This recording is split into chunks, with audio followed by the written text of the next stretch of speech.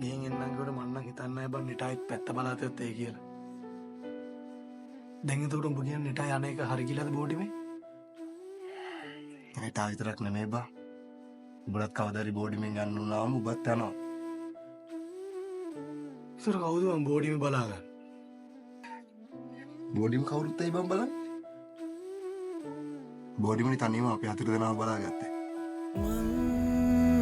තනිවම යන්නම් තව දුර දැස හුරු හින්දා පපුව තනියට දැනෙන හැම විට ඔය දැස මම හෙව්වා